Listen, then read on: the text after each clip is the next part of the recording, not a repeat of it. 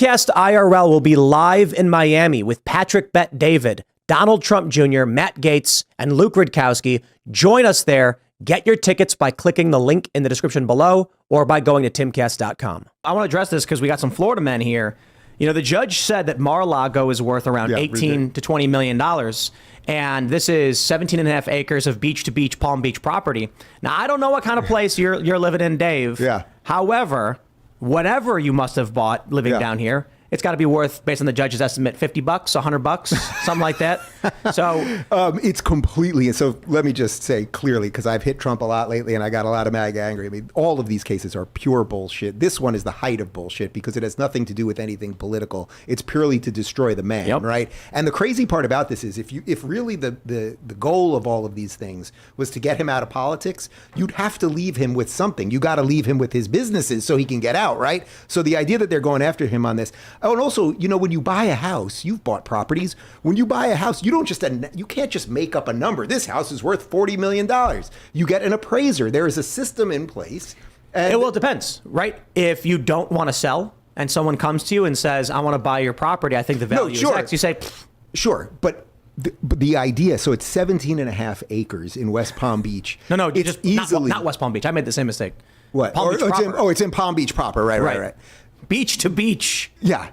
Have you been there? I've been there. Like it's a little bit kind of getting old and they could fix up a lot of stuff and it's probably not worth what Trump wants it to be worth, but it is easily worth $80 million. There is no real estate agent. No, I'm saying at the bare minimum, probably closer to like 120, something like that. Way more. I don't know about that. You also have to remember the market. For $20 million.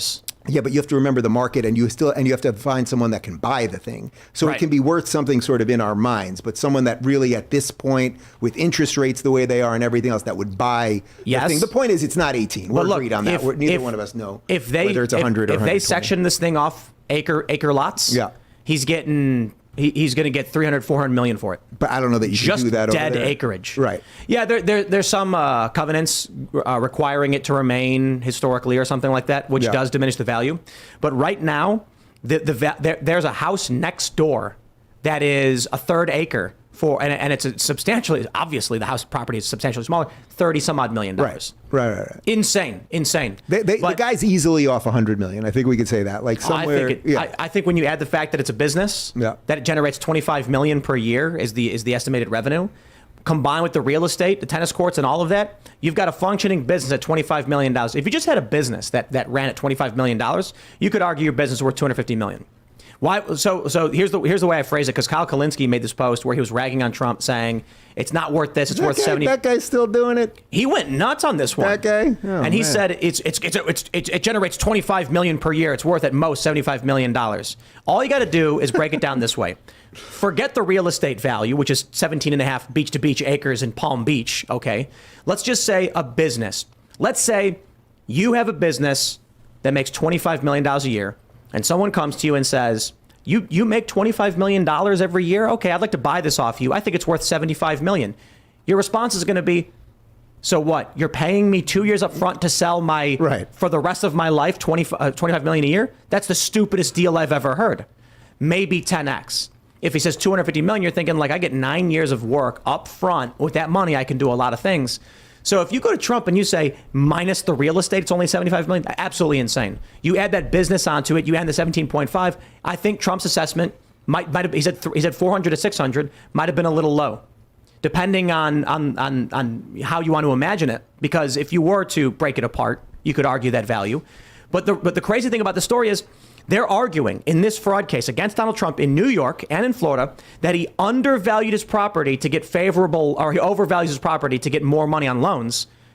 That's the opposite of what people do with fraud. They say their property's worth less, so they pay less in taxes. It would also be the fault of the bank, right? Like most people get loans when you buy a house for $100,000. You might put 20 grand down, you get an $80,000 loan, but the bank comes in and appraises it. They don't just magically.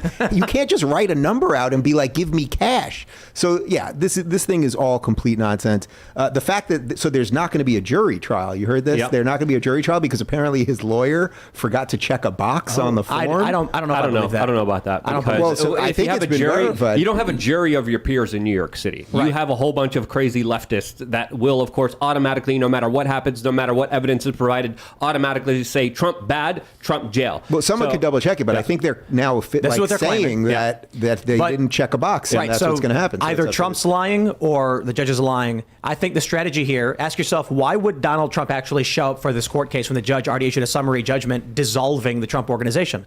They want to file an appeal. So they don't want to waste their time with a jury. That's pointless. It's going to cost them more money. All of that stuff's a waste of time. They get their ruling, run it through, file the appeal, get the lower court get the lower court reversed. Yeah, that's what I think is happening as well, because it doesn't make sense to have a jury trial. The judge is going to be deciding here. We saw a video of him today, and he clearly really likes the camera, really likes the limelight. But with all of this happening here, just to take a step back, there's politicians that literally killed American teenagers. There's politicians that go to Jeffrey Epstein's island, and you're telling me we're going after this guy because he overinflated the property value that he had? This is after investigating him for so long. This is what you have on him? Are you freaking kidding me? I will say this. You get these Democrat types that are like, we're holding people accountable. I mean, are you saying you don't want accountability? My response is, if you come to me and say, I can choose between investigating Epstein's client list and Donald Trump overvaluing his homes, I say, I don't care about Trump's homes. Please investigate Epstein's client list. They still have not released this. They're still not doing anything related to it. But oh boy, they're mad about Trump, the price of Trump's properties. How many years ago did this frickin' happen? This is ridiculous. This is stupid. This is not in the public interest. And this is clearly the weaponization of the justice system to destroy I have an idea to clean Donald this thing Trump. up. I have an idea to clean this thing up. The Timcast operation's going pretty well. You got like 87 businesses. You got a skate park indoors. You're doing a lot of stuff. Let's find out about this 18 mil. Timcast moves the operation down to Florida. You're running the thing out of Mar-a-Lago. If we can get Mar-a-Lago for $18 million, done deal. I will take a $500 million property for $18 million. I bet I can go to any bank and be like, they're selling it for $18 million. So they're going to be like, I will finance that. Oh, you said 18 billion? 18 million? Go for it. Do you think, are they giving you just the flat land value appraisal when they said 17? They're not even accounting for the business. There's no such thing. Like not that because otherwise it would be a complete teardown. I don't think anyone's making that argument. I got an idea. I have an idea. Here's my proposal to counter Democrats. I say we all give Donald Trump blanket immunity if he releases all the Epstein information and launches an investigation into Epstein. I will go as far to say I will give Trump a full pardon on literally anything he has ever done, if they actually investigate and bring out the information on Epstein. And you might be saying, why would the Democrats? Yeah, that's a double loss. No, I'm saying Trump does when he gets elected. When Trump gets elected, my pitch is, I think the American people should all just agree, Trump, we're going to sign this document. All the American people agree. You are immune for any past wrongdoing ever done. It's gone. You are immune. Okay? And now go after Epstein. And you may be saying, but what if Trump's on the Epstein list? What if he's involved? I'll be like, what if he committed some very serious crimes or fraud? You're going to let him get away with all that? Absolutely. We go to drug lords and gangbangers all the time and say, we know you did this evil thing, but we're going to make you immune if you expose the leaders and the people facilitating this. So whatever you think of Donald Trump, my point is this. When they come out and they're like, we want to hold Donald Trump accountable for crimes. I mean, you're not saying you want him to get away with it, are you? I'll be like, bro, I will let him get away with it. I will clap for him having done it if it means they go after the real criminals. If it means they go after the people who were trafficking children. Yeah, absolutely. Do you think the world would be a better place, and assuming both of these would make it better, if the Bidens were completely exposed globally and everyone knew, or if Epstein and Ghislaine were globally exposed and everyone knew? That's a good question. That's a good question. They're probably connected. Absolutely, Epstein, because Epstein. It doesn't just go after the Democratic families. He also goes after the entire establishment. He also goes after the entire banking sphere, which was involved here, as we know from the latest J.P. Morgan settlement that happened. As of course, J.P. Morgan spent tens of millions of dollars trying to settle this out of court, when in reality, the facts of how they were complicit here is absolutely mind-boggling. You have to understand that the American government for over 30 plus years used your tax dollars, evaded and used and abused this system to traffic and hurt thousands of children, some of them as young as 7 years old. with your money. This is ridiculous. This is infuriating. There's so much corruption. And when you look at that Epstein thing, he doesn't just go after the puppet Biden family. He goes after everyone involved here. And there were a lot of different people, a lot of celebrities, a lot of banksters, a lot of people behind the scenes that we're not even aware of. As of course, Biden here, he's just a flesh suit that the globalists are using to screw you over. I got the vibe that Epstein was one of Ghislaine's boys and that she has a bunch of those dudes, and he was just the one that got caught because he's an idiot or he just went too far. But she's like the kingpin, like the linchpin. Well, where is the list? Where is the list, right? With a judge. It's sitting in a locked box somewhere with the judge who There's a lot of convicted, information kept away from the Ghislaine. general public that judges are saying is too controversial for the general public to find out about, and therefore needs to be kept away from the people finding out. So there'll be a Freedom of Information Act at some point, 30 years from now, and everyone's dead? Or, Maybe no.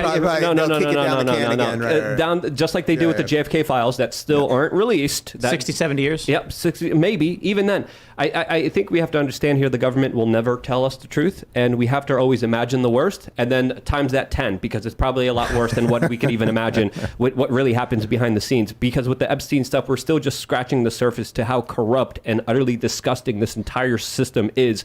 And there's another article here that was just published by the Daily Mail showing just the true depths of this corruption that is titled, Senator Dianne Feinstein's death leaves her daughter wrangling over breathtaking $102 million property fortune and $62 million private jet she used to visit her mansion. That government salary? I feel so bad for, what's her daughter's name?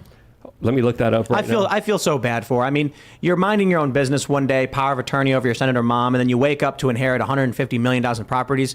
The amount of work she's going to have to do. No, it's a lot of work. She's going to be in meetings with lawyers. Oh, I just feel so bad for her inheriting this vast swath of Scrooge McDuck-like wealth. When Dianne Feinstein got into the Senate in 1826, what were they paying at the time? Does anyone know what was the salary? I think it was food. No, what year did she? No, for real. What year did she get in? She's been in. Well, she was the mayor of San Francisco, but what year did she get in the Senate? Probably 82, something like that. Like, what were they paying at the time? Because the mayor of San Francisco wasn't paying much. Maybe she had a little family money, but $100 million bucks on the plane. I'll look into it. Yeah, let's get some numbers. How many children do you have to hurt to acquire that money? That's what people should be asking themselves with these politicians, because who did she sell? What did she do? I'll tell you what she did. What she did was, I'll keep it vague. Trading. It's like Pelosi, exactly. Right? Yeah. What happens is a bill is introduced and it says something like, we're going to ban widgets. Widget company comes by and says, hey, this is really bad for us. It's going to cost a lot of jobs. We don't want widgets banned. And then the politician's like, oh, but they're going to introduce this onto the floor, which is going to cause a stock to drop. So they put a bunch of put options on widgets. The bill gets introduced. Stock price goes down. They cash out. Then they say, no, we're not going to vote on this one. It's gone. And then the price goes back up. What's the, isn't there some crazy percentage that Nancy Pelosi has played the market at? Like, she trades better than 900% of all day traders or something like that, whatever. 90%? It's something like really. Or like 900 No, times. Literally by like 900x. Like, it's so, right. Someone could check me on that. But like, how the hell did she become worth all this money? How did Gavin become worth all this money? All of them. Right. It's like, that's why they want to get in Congress. They're like, it's just for, if you're a day trader and you want to get rich, you get into Congress and then you're rich. Yeah, Feinstein, 30 years in Congress. She joined in 1992. $130,000 salary. Their salary from 130 is now up to 174. Well, right. So yeah, so but that's look, 1.3 million. You put your salary, 30 years, you put your $4 million 90K after taxes or your 80K after taxes into a savings account, a high yield, and then with compounding interest, after 30 years, you have $150 million. Yeah, you could, you could do it too. It depends which way they carry the one, I think. Right. Thanks for watching this clip from the Timcast IRL podcast. Hang out with us live Monday through Friday at 8 p.m. and become a member over at timcast.com for uncensored, members-only shows exclusive. Thanks for hanging out, and we'll see you all next time.